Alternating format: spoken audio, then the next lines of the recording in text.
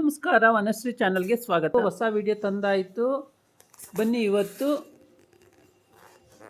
ವಸುದೇವ ಕುಟುಂಬ ಸೀರಿಯಲ್ಲು ಹೇಗೆ ಮೂವ್ ಆಗುತ್ತೆ, ಏನು ಸ್ಟೋರಿ ನೋಡೋಣ. ಅದಕ್ಕಿಂತ ಮುಂಚೆ ನನ್ನ ವಿಡಿಯೋಕ್ಕೆ ಸಬ್ಸ್ಕ್ರೈಬ್ ಮಾಡಿದ್ರೆ ಮಾಡ್ಕೊಳ್ಳಿ, ದಯವಿಟ್ಟು ಒಂದು ಲೈಕ್ ಕೊಡಿ. ಇವತ್ತು ವಸುದೇವ ಕುಟುಂಬದಲ್ಲಿ ಅವ್ರ ಚಿಕ್ಕಮ್ಮ ಅಲ್ಲಿ ವ್ಯಂಗ್ಯವಾಗಿ ಮಾತಾಡೋದೇ ಆಗುತ್ತೆ. ಯಾವಾಗಲೂ ಹಂಗ್ಸಿ ಮಾತಾಡ್ತಾನೆ ಇರ್ತಾಳೆ. ಪ್ರತಿಯೊಂದು ವಿಷಯದಲ್ಲೂ ಹಂಗ್ಸಿ ಮಾತಾಡ್ತಾ ಇರ್ತಾಳೆ. ಅದ್ರ ಜೊತೆಗೆ ರಾಗಿಣಿ ಬೇರೆ ಸೇರ್ಕೊತಾಳೆ. ತುಂಬ ಅಡುಗೆ ಚೆನ್ನಾಗಿದೆ, ಅಂದರೆ ಅಡುಗೆ ಭಟ್ರು ಇವತ್ತು ಮಿಸ್ ಆಗಿದ್ದಾರೆ, ಹಂಗಾಗಿ ಅಡುಗೆ ತುಂಬ ಚೆನ್ನಾಗಿ ಬಂದಿದೆ ಅಂತ ವಂಶಿ ಚಿಕ್ಕಮ್ಮ ಹೊಗಳ್ತಾ ಇದ್ದರೆ ರಾಗಿಣಿಗೆ ಸಿಟ್ಟು ಅಂದ್ರೆ ಸಿಟ್ಟು.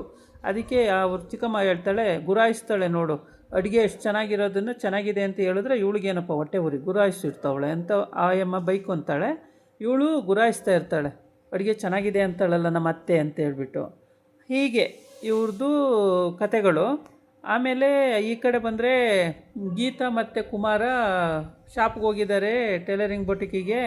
ಅಲ್ಲಿ ಅವರು 25,000 ರೂಪಾಯಿಂದ ಆರ್ಡ್ರ್ ಬಂದಿರುತ್ತೆ. ಆ ಬಟ್ಟೆ ಎಲ್ಲ ನೆಂದೋಗಿರುತ್ತೆ ಅಲ್ವಾ, ಮತ್ತೆ ಏನು ಮಾಡೋದು ಅಂತ ಯೋಚನೆ ಮಾಡೋ ಟೈಮಿಗೆ ಕರೆಕ್ಟಾಗಿ ಸ್ವಾತಿ 25,000 ರೂಪಾಯಿ ಬಟ್ಟೆನ ಕಳಿಸ್ಕೊಟ್ಟಿದ್ದಾಳೆ ಇದರಲ್ಲಿ, ಆನ್ಲೈನಲ್ಲಿ.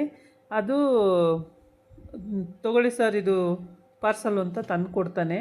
ನಾನೇನು ಬುಕ್ಕೆ ಮಾಡಿಲ್ಲ, ಯಾವ ಪಾರ್ಸಲಪ್ಪ, ನಮ್ಮದಲ್ಲ, ಬೇರೆ ಎಲ್ಲೋ ಮಿಸ್ ಆಗಿದೆ, ಅಡ್ರೆಸ್ ನೋಡ್ಕೊಳ್ಳಿ ಅಂತ. ಇಲ್ಲ, ನಿಮ್ಮ ಅಂಗಡಿಗೆ ಬಂದಿರೋದು ಇದು ಅಂತ. ನನ್ನ ಅಂಗಡಿಗೆ ಯಾರು ಕಳಿಸಿರೋದು ಅಂತ ಅಂದಿದ್ದಕ್ಕೆ ಸ್ವಾತಿ ಅಂತ ಹೇಳ್ತಾನೆ. ಸ್ವಾತಿನ? ಅಯ್ಯೋ ನೋಡ್ರಿ, ನಮಗೆ ಎಲ್ಲ ನೆಂದೋಗಿ ಎಲ್ಲ ಲಾಸ್ ಆಗಿದೆ ಅಂತ ಹೇಳ್ಬಿಟ್ಟು ಸ್ವಾತಿ ಪಾಪ ಅವಳು ಕಳಿಸ್ಕೊಟ್ಟಿದ್ದಾಳೆ ಅಂತ ಹೇಳ್ಬಿಟ್ಟು ಆಮೇಲೆ ಬಟ್ಟೆ ಹೊಲಿಯೋಕ್ಕೆ ರೆಡಿ ಮಾಡ್ಕೋತಾರೆ. ನಾಳೆ ಸಂಜೆ ಬಂದ್ಬಿಡ್ತೀವಿ ಅಂತ ಹೇಳಿರ್ತಾರಲ್ಲ, ಹಂಗಾಗಿ ಈಗ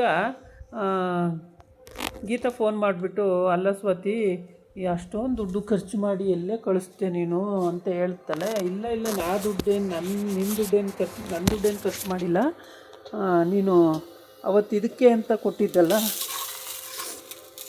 ಆ ದುಡ್ಡೇ, ನನ್ನ ದುಡ್ಡೇನು ನಿನಗೆ ಖರ್ಚು ಮಾಡಿ ಕಳಿಸ್ತಾ ಇಲ್ಲ ಅಂತ ಹೇಳ್ತಾಳೆ. ನನ್ನ ದುಡ್ಡಲ್ಲ ಅಕ್ಕ, ಇದು ನಿನ್ನ ದುಡ್ಡೇ. ಅವತ್ತು ಪ್ರೋಗ್ರಾಮು ನಡೆದಾಗ ನಿನಗೆ ಇದು ಬಂದಿತ್ತಲ್ಲ ಪ್ರೈಜು, ಆ ದುಡ್ಡನ್ನು ಕೊಡೋಕೆ ಹೋಗಿದ್ದಕ್ಕೆ ನೀನು ಬೇಡ ಅಂತ ಬೈದು ಕಳಿಸ್ದೆ ಅಲ್ಲ ನನಗೆ. ಆ ದುಡ್ಡನ್ನು ತೊಗೊಂಡೋಗಿ ಅಮ್ಮಗೆ ಕೊಟ್ಟಿದ್ದೆ, ಕಷ್ಟ ಕಾಲದಲ್ಲಿ ಬೇಕಾಗುತ್ತೆ ಇಟ್ಕೊಂಡಿರಮ್ಮ ಅಂತೇಳಿ ಅಮ್ಮ ಹತ್ರ ಇಸ್ಕೊಂಡು ಇವಾಗ 25,000 ರೂಪಾಯಿ ಬಟ್ಟೆ ಕಳಿಸಿದ್ದೀನಿ, ಹೊಲ್ದುಬಿಟ್ಟು ಅದು ಯಾರು ಕಸ್ಟಮರು ಅವ್ರಿಗೆ ಕೊಟ್ಬಿಡಕ್ಕ ಅಂತ ಹೇಳ್ತಾಳೆ. ಅಯ್ಯೋ ಒಳ್ಳೇದಾಯಿತು ಬಿಡು ಅತ್ಲಾಗೆ ಅಂತೇಳಿ ಇವಳಿಗೆ ಕಣ್ಣೀರೇ ಬಂದುಬಿಡ್ತವೆ ಗೀತಂಗೆ. ಕುಮಾರಂಗೂ ಅಯ್ಯೋ ಎಷ್ಟು ಒಳ್ಳೆ ನಾದ್ನಿ, ಈ ಥರ ನಮಗಿಷ್ಟು ಒಳ್ಳೇದು ಮಾಡ್ತಿದ್ದಾಳಲ್ಲ ಅಂತೇಳ್ಬಿಟ್ಟು ಇವಳಿಗೂ ಖುಷಿಯಾಗುತ್ತೆ, ಇವನಿಗೂ ಖುಷಿಯಾಗುತ್ತೆ. ಆಗ ಬಟ್ಟೆ ಹೊಲಿದು ನಾಳೆ ಸಂಜೆ ಅಷ್ಟರೊಳಗೆ 25,000 ರೂಪಾಯಿ ಬಟ್ಟೆ ಹೊಲಿದು ಕೊಡಬೇಕಾಗುತ್ತೆ. ಹಂಗಾಗಿ ಇವ್ರುಗಳು ಈಗ ಕೂತು ಬಟ್ಟೆ ಹೊಲಿಬೇಕಾಗುತ್ತೆ, ಗಂಡ ಹೆಂಡ್ತಿ. ಅಲ್ಲಿ ಊಟಕ್ಕೆ ಕೂತಿರ್ತಾರೆ. ಊಟಕ್ಕೆ ಕೂತಾಗ ಇಂಥ ಒಳ್ಳೆ ಊಟ ಎಲ್ಲಿ ತಿನ್ನೋಕ್ಕಾಗುತ್ತೆ? ಇಂಥ ಊಟ ತಿನ್ನೋಕ್ಕೆ ಅವರು ಗೀತನು ಕುಮಾರನು ಬಟ್ಟೆ ಹೊಲಿಬೇಕು. ಬಟ್ಟೆ ಹೊಲಿದಿದ್ರಲ್ಲಿ ಎಷ್ಟು ದುಡ್ಡು ಬಂದುಬಿಡುತ್ತೆ. ಇಂಥ ಊಟ ಎಲ್ಲ ಎಲ್ಲಿ ತಿನ್ನೋಕ್ಕಾಗುತ್ತೆ? ಬಡವ್ರ ತನನೇ ಅವರು ಬದುಕಬೇಕು, ಒಳ್ಳೆತನ ಬದುಕೋಕ್ಕಾಗಲ್ಲ ಅಂತ ಹೇಳಿ ರಾಗಿಣಿ ಅಲ್ಲಿ ಟೀಸ್ ಮಾಡ್ತಾಳೆ. ಆವಾಗ ಸ್ವಾತಿ ಹೇಳ್ತಾಳೆ, ಇಲ್ಲ ರಾಗಿಣಿ, ಹಂಗೇನಿಲ್ಲ, ಬೇಕಂದರೆ ನಮ್ಮಮ್ಮ ಮಾಡಿಕೊಡ್ತಾರೆ, ಅವಳಿಗೆ ಸ್ವಲ್ಪ ಪ್ರಾಬ್ಲಮ್ ಇರೋದ್ರಿಂದ ಚಿನ್ನುಗೆ ತಿನ್ನಬಾರ್ದು ಅಂತ ಹೇಳಿರ್ತಾರೆ, ಹಂಗಾಗಿ ಮಾಡಲ್ಲ ಅಷ್ಟೇ, ಇಲ್ಲ ಅಂದರೆ ಏನು ಬೇಕಾದರೂ ಮಾಡಿಕೊಡ್ತಾರೆ ನಮ್ಮಮ್ಮ ಅಂತ ಹೇಳ್ತಾಳೆ. ಆಗ ಕೊರಿಯರವನು ಪಾರ್ಸಲ್ ತಗೊಂಬಿಟ್ಟು ಸೈನ್ ಹಾಕಿಸ್ಕೊಂಡು ತಗೊಂಡು ಹೋಗ್ತಾನೆ. ಇವರು ಬಟ್ಟೆ ಹೊಲಿಯೋಕ್ಕೆ ಸ್ಟಾರ್ಟ್ ಮಾಡ್ಕೊಳ್ತಾರೆ. ಬಟ್ಟೆ ಎಲ್ಲ ಹೊಲಿದು ಅವ್ರು ಕೊಡಬೇಕಾಗುತ್ತೆ, ಏಕೆಂದರೆ ಆರ್ಡ್ರ್ ಕೊಟ್ಟಿರೋವನ್ನ ಕಸ್ಟಮರ್ಸದು ಏನೇನೆಲ್ಲ ಮಾಡಿಬಿಟ್ರೆ ಪಾಪ ಕಷ್ಟ ಆಗುತ್ತೆ. ಮತ್ತು ನೆಂದೋಗಿದೆ ಅಂತ ನಾವು ಹೇಳ್ಕೊಂಡು ಸುಮ್ಮನಿರೋಕ್ಕಾಗಲ್ಲ, ಏಕೆಂದರೆ ನಾಳೆ ಅವ್ರು ಮತ್ತೆ ಬಟ್ಟೆ ಹೊಲಿಯೋಕ್ಕೆ ಕೂಡ ಕೊಡಬೇಕು, ಇಲ್ಲಾಂದರೆ ಕಸ್ಟಮರ್ನ ಕಳ್ಕೋಬೇಕಾಗುತ್ತೆ ಸುಮ್ಮನೆ. ಹಾಗಾಗಿ ನಮ್ಗೆ ಎಷ್ಟೇ ಕಷ್ಟ ಆದ್ರೂ ನಾವು ಬೇರೆ ಬಟ್ಟೆ ತಂದು ಹೊಲ್ದಾರು ಕೊಡಬೇಕು, ಇಲ್ಲ ರಿಕ್ವೆಸ್ಟ್ ಮಾಡ್ಕೋಬೇಕು ಅವ್ರ ಹತ್ರವ, ಇಲ್ಲ ಇದೇ ರೇಟು ನಿಮಗೆ ಕೊಡ್ತೀವಿ ಅನ್ನಬೇಕು, ಇಲ್ಲ ಅಂದರೆ ಈ ರೇಟಿನ ಬಟ್ಟೆನೇ ತಂದು ಕೊಡ್ತೀವಿ, ಹೊಲ್ದು ಕೊಡ್ತೀವಿ ಅಂತ ಹೇಳಬೇಕು. ಮೂರರಲ್ಲಿ ಯಾವುದಾದ್ರು ಒಂದು ಕೆಲಸ ಮಾಡಲೇಬೇಕು, ಇಲ್ಲ ಅಂದರೆ ಕಸ್ಟಮರ್ ಸುಮ್ಮನೆ ಬಿಡಲ್ಲ, ನಮ್ಮನ್ನು ಬಾಯಿ ಬಂದಂಗೆ ಬೈದು ಉಗ್ದು ಹೋಗ್ತಾರೆ. ಹಂಗಾಗಿ ಯಾವ ಕಾರಣಕ್ಕೂ ತಪ್ಪಿಸ್ಕೊಳ್ಳೋಕ್ಕಾಗೋದೇ ಇಲ್ಲ ಅವ್ರ ಕಡೆಯಿಂದ. ಕಸ್ಟಮರ್ ಮೇಯ್ನು, ಅವ್ರನ್ನ ಒಂದು ಸಲ ಕಳ್ಕೊಂಡು ಅಂದರೆ ಪುನಃ ಅವ್ರು ನಮ್ಮ ಹತ್ರ ಬಂದು ಕಾಲಿಡಲ್ಲ. ಹಾಗಾಗಿ ಯಾವತ್ತೂ ಕಸ್ಟಮರ್ಗೆ ರಿಕ್ವೆಸ್ಟಿಂಗ್ ಇರಬೇಕು. ಅವರು ಏನೇ ನಮ್ಮ ಮೇಲೆ ತಪ್ಪು ಹಾಕಿದ್ರೂ ಅದನ್ನು ನಾವು ಅಪ್ಸೆಟ್ ಮಾಡ್ಕೋಬೇಕು, ಆ ರೀತಿ ಇರಬೇಕು. ಇಲ್ಲಾಂದರೆ ಕಸ್ಟಮರ್ ಕೈ ಬಿಟ್ಟು ಹೋಗ್ತಾರೆ, ನಮಗೆ ಬಿಸ್ನೆಸ್ ಇಲ್ದಂಗೆ ಆಗುತ್ತೆ.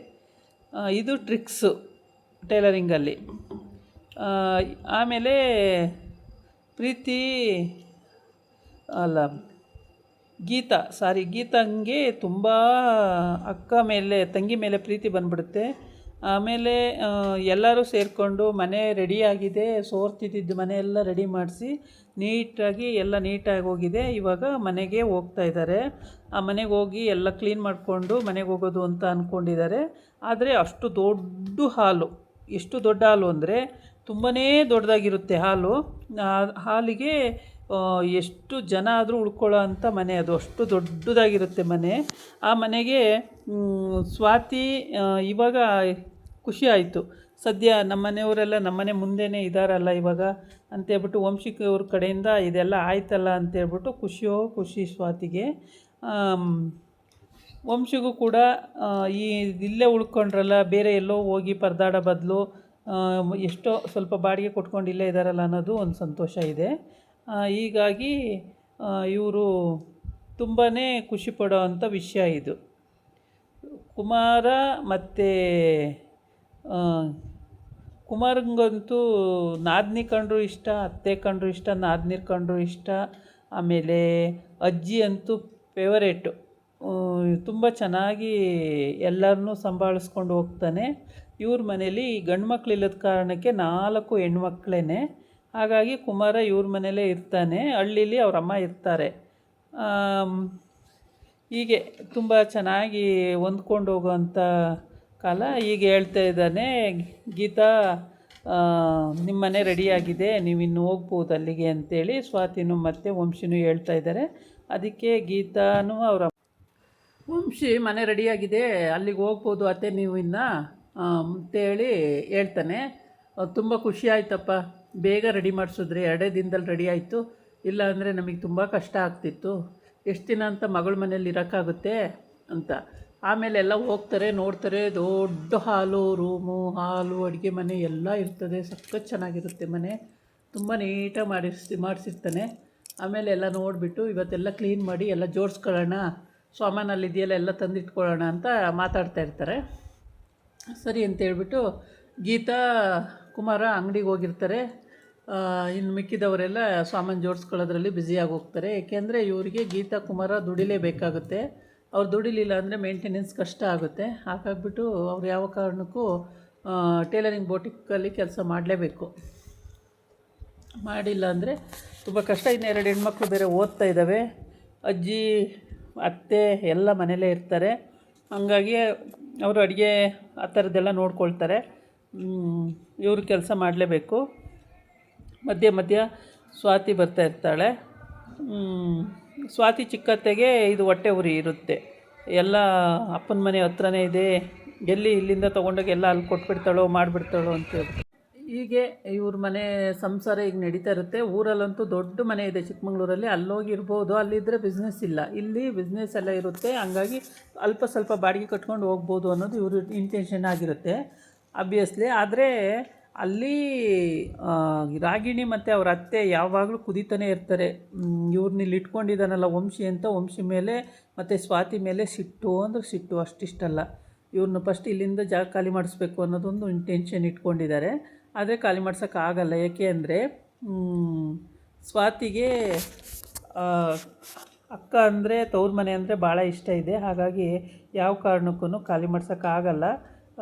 ವಂಶಿ ಇನ್ನೂ ಜಾಸ್ತಿನೇ ಇಷ್ಟ ವಂಶಿಗೆ. ಹಂಗಾಗಿ ಇವ್ರದ್ದೇನು ನಡೆಯಲ್ಲ ಅಲ್ಲಿ. ಇವರು ಮೋಸದಿಂದ ಮದುವೆ ಮಾಡ್ಕೊಂಡು ಬಂದು ಸೇರ್ಕೊಂಡ್ಬಿಟ್ಟಿದ್ದಾಳೆ ರಾಗಿಣಿ. ಎಲ್ಲ ನಡೆಸ್ತೀನಿ ನಾನು ಅಂತಾಳೆ. ಏನೂ ನಡೆಸೋಕ್ಕಾಗಲ್ಲ. ಯಾಕೆಂದರೆ ವಂಶಿ ಮುಂದೆ ಅವಳು ನಿಲ್ಲು, ಏನೂ ಮಾಡೋಕ್ಕಾಗಲ್ಲ. ಹಂಗಾಗಿ ವಂಶಿ ಹೇಳ್ದಂಗೆ ಕೇಳ್ಕೊಂಡಿರ್ಬೇಕಾಗುತ್ತೆ. ಇದಾಗಿತ್ತು ಇವತ್ತಿನ ವೀಡಿಯೋ. ನಾಳೆ ಇನ್ನೊಂದು ವೀಡಿಯೋ ಜೊತೆ ಬರ್ತೀನಿ. ನಮಸ್ಕಾರ.